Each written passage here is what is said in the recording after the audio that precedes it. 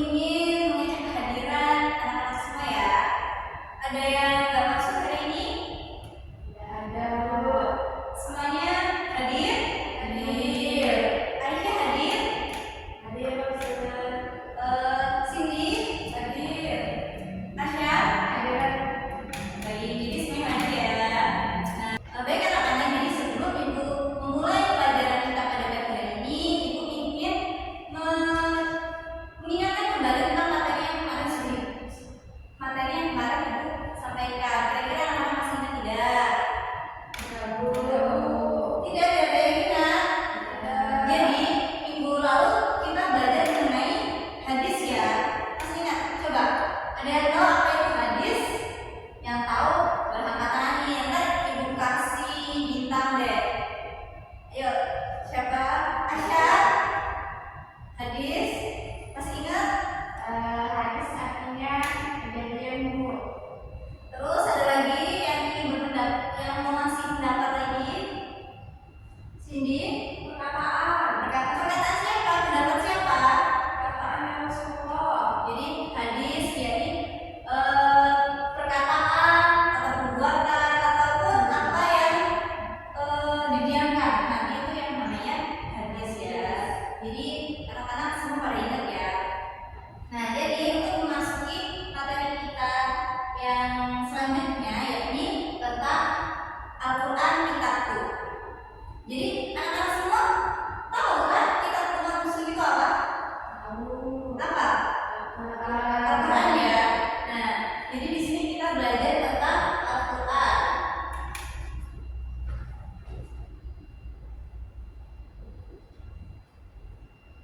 Nah, jadi kita belajar tentang Al-Quran ya anak-anak. Nah, Al-Quran, siapa yang tahu Al-Quran diturunkan kepada Nabi siapa? Nabi Muhammad ya anak-anak. Jadi Al-Quran adalah kitab Allah yang diturunkan melalui malaikat Jibril kepada Nabi Muhammad SAW untuk diajarkan atau disebarkan kepada umat muslim. Jadi itu termasuk pengertian dari Al-Quran. Coba tadi Al-Quran apa? Kitab yang diturunkan oleh Allah melalui malaikat Jibril ya Muhammad. Kemudian untuk disebarluaskan kepada manusia. Nah, baik. Mumtazah ya Cindy. Jadi itu pengertian dari Al-Quran. Coba apa Al-Quran ini namanya cuma Al-Quran?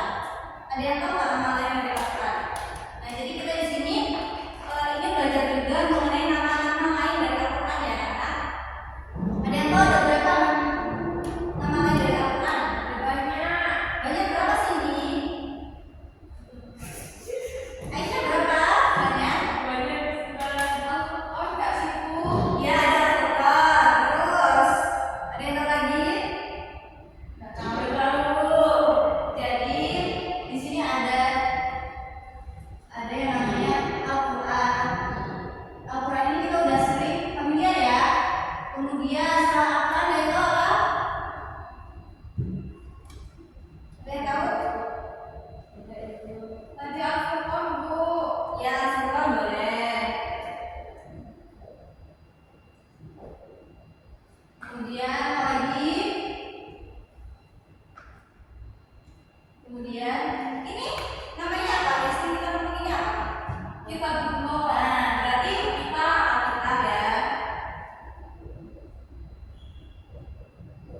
Terus apa lagi? Oh, Al-Huda. Apa? Al-Huda.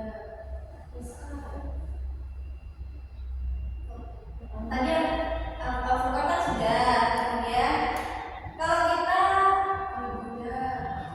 ini sebagai pengingat.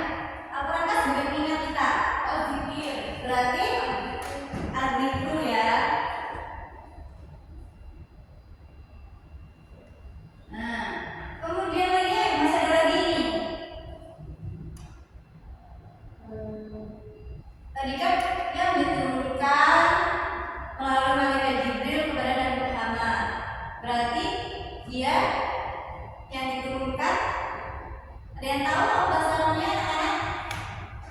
Nggak tahu. At-tanzil. Jadi ini yang terakhir ada at-tanzil ya.